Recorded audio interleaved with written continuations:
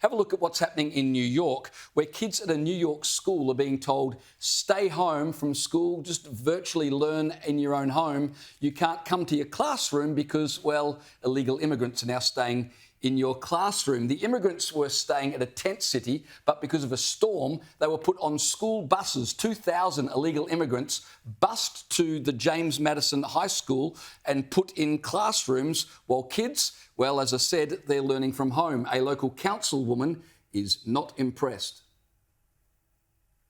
Our schools are not migrant or homeless shelters. They're places of learning for our children, paid for by our taxpayer dollars.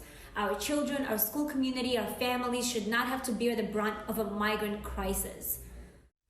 Now, this is New York, so it's a Democrat state. So you've got all these Democrats who have wanted, well, we need to go easy on migrants. We need to, open up our country. Well, now the chickens are coming home to roost and they're finding it's not so utopian after all. Biden has allowed into the country literally millions of illegal migrants. This is Joe Biden's heritage. Now, I mean, it's once he's gone that far, he's then trapped. You can't allow huge numbers of these people in tent cities to suffer a devastating storm. You've got to find somewhere to put them. But they're his responsibility because he created this. This is his legacy. Or quite possibly, he put his vice president in charge of the southern border. So maybe it's Kamala Harris's legacy. But he created the problem. Don't tell us about it. Don't tell the rest of the... Go to the White House. Say to the president, this is what you have done. Well, there's all of a sudden Trump's slogan, America First, comes into sharp focus because here you've got American kids not being able to go to school, so illegal migrants can occupy the classroom and gymnasium. And this really speaks to how jam-packed full New York already is. I mean, it was less than 3 months ago we were talking about how the mayor of New York was literally begging for mercy, saying we've run out of room, like we're run out of our own town right now. We've all seen footage of New York City taken by locals, posted on Twitter and across their socials, just being like, our city doesn't look like our city anymore.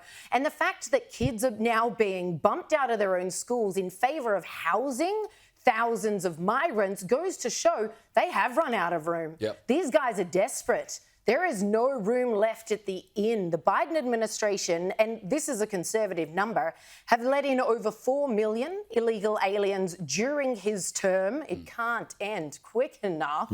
And this was aided and abetted by the Biden administration. He had the border security guards cutting the very wire and allowing them through. Again, we have footage of this. This is an invasion by design. We've got reporters going in and speaking to these people who are at the border, thousands of them lining up, waiting just to pour on over and going along and saying, where are you going? Where are you going? And each and every one of them has a state.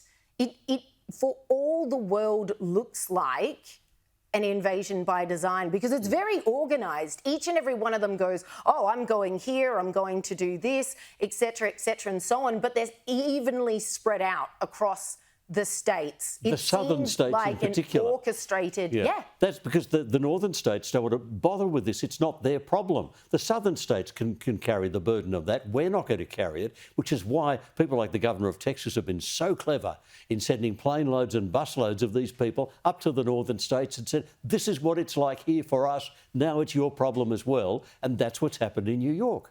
Absolutely.